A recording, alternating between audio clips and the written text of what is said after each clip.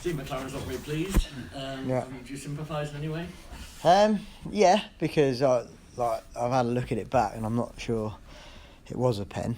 I think there's half a chance it could be a pen, but I can see why he would feel it isn't. But in saying that, I thought we should have had 2 or 3 before that. If you look at the goal back, it's a definite goal. Pisano's one. There's nothing wrong. Nothing's happened. We just punched it straight in the bottom corner. So he was fuming error. So I think it was probably a build-up of that. Do you know what I mean? It was almost like, obviously the crowd done well in one sense as well, because they could see there was a couple of opportunities, a couple of handballs, you know what I mean, in around the edge of the box, and that he didn't give. So yeah, I think we were both frustrated actually in terms of decisions that were made today. But I'd rather celebrate the sort of the steal and the, do you know what I mean, how he held his nerve for Mara in what must have been, it felt like about 10 minutes, but it must have been at least 2.5 from the penalty to the time he put his foot through it and scored. So he kept his focus when they were trying to disrupt his focus, and credit to him. So no, I was delighted with the second half. First half was poor. Not poor. Tactically we were fine. Just individuals didn't get their game going, or didn't have enough belief or attitude in that belief to go and commit and attack people, and we didn't have enough interplay in and around the edge of the box and in forward areas. So second half we did. Is this run now something that players are desperate to keep going? You know, is that something that you know works in your favour today, that they desperately want this run to carry on? Yeah, I think we want to win every game, you know what I mean? But obviously you can't win every game, but we can at least show the attitude to win every game, which was why I was pleased with the second half. Even if we had lost that game, we gave it a go, do you know what I mean? And it was entertaining for the fans, and we had bodies in the box, we committed the opposition, and there's an intensity to that. It's almost like walking down the street knowing that someone's going to come for you and hit you.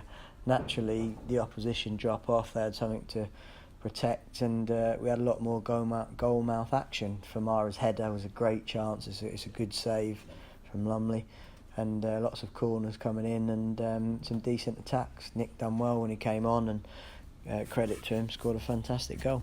Wyman's injury didn't look great. What's the problem? He had a back spasm, so it's a difficult one, that, because I used to suffer from that quite a lot as a player. His pelvis might have slipped, do you know what I mean, or something like that, which is actually quite easy to realign. An osteopath can sort that out in 10 minutes, and maybe a bit of acupuncture to relieve the sort of density and tenseness of the muscle.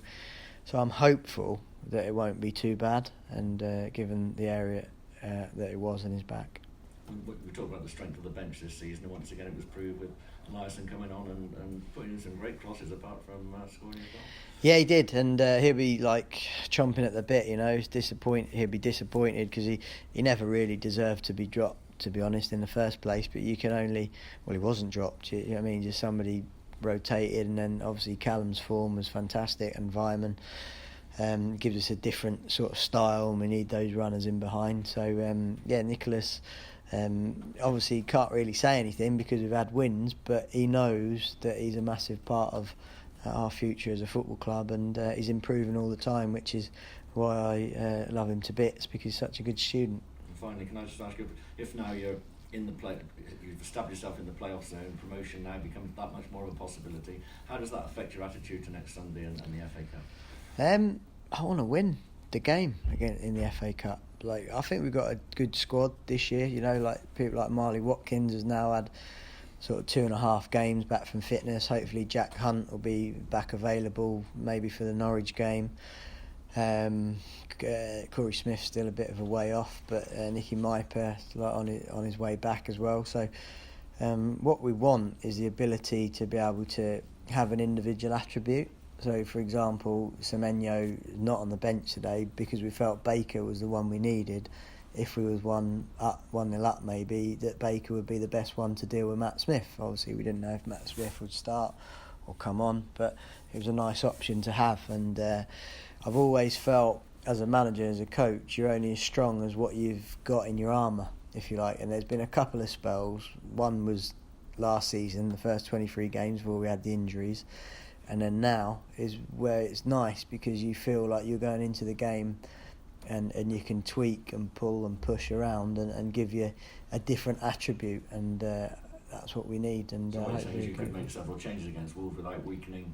I think so, yeah, because I think the players understand how they want to play. I think if I made changes, it wouldn't be because I want to go out the cup. It would be because I want to win the cup and win the cup game. Of course, I want to win it. And listen, there's a quarter-final place at stake. I don't know how long Bristol City have been in the quarter-final. I don't know. 74. There you go. Then. So that'd be another amazing achievement for this group of players. But it's a very tough game, and we're looking forward to it. Thank you. Lee, why was the first half so slow to get going?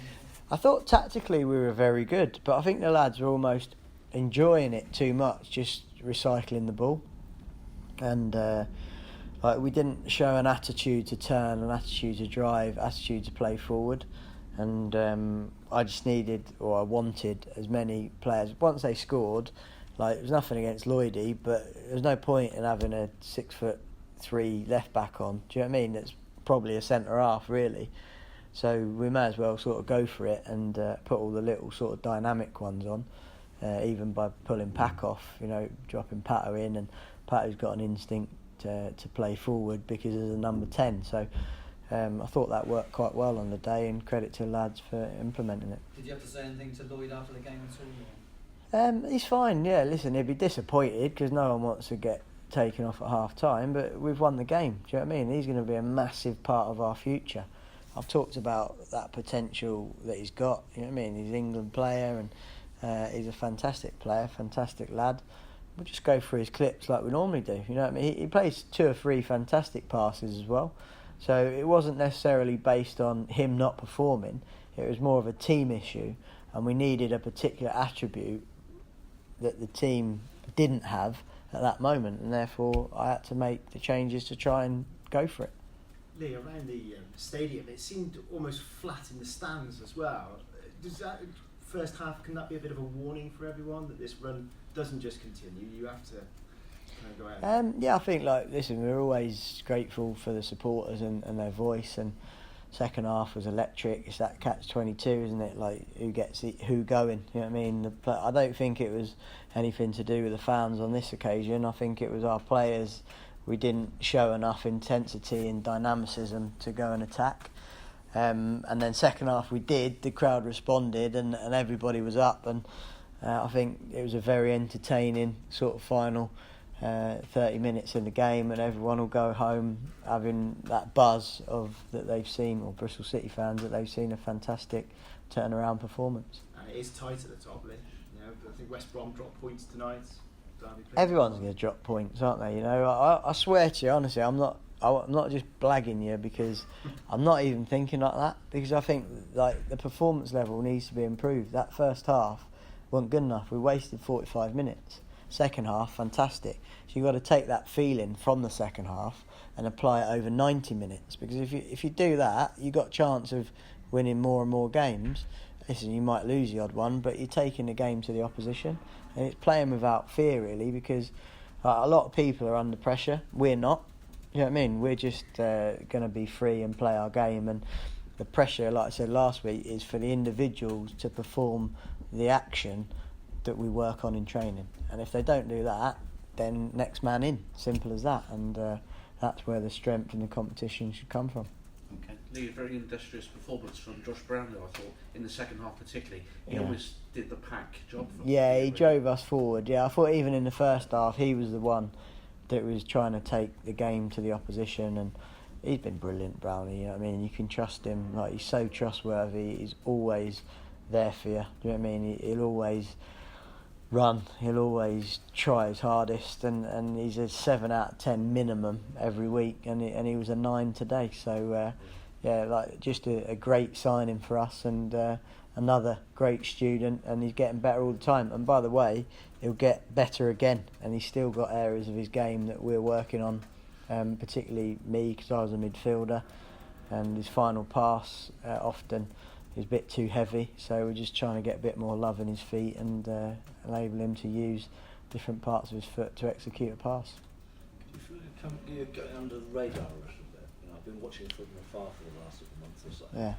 Um, I think it's hard to stay under the radar now. Do you know what I mean? But like, it's hard because what we've got to do is maintain the focus on the games. You know what I mean? It's hard because we're having I'm having hundreds of press requests. Do you know what I mean? To do articles, stuff like that, and like you don't want to be rude, but I ain't got time because there's that much to go on. Do you know what I mean? In terms of the training, in the detail, the organisation, the planning. And like, I think the minute we lose sight of the next game's planning and organisation, then you can get waylaid. And it's like I'm just conscious to maintain the focus of the performances and keep working with the individuals and chatting to the individuals and making sure everyone's all right. so it's their focus, but your focus as well. Yeah, has to be because if I lose focus, I guarantee that comes across in every coaching session because it's not prepared quite right, the timing's off, or the detail's not as good, or do you know what I mean? And it's blooming knackering because you've got to watch games and you've got to trust your analysts, and but at the same time, it's a lot less tiring when you're winning games. I tell you that, both for players and for staff.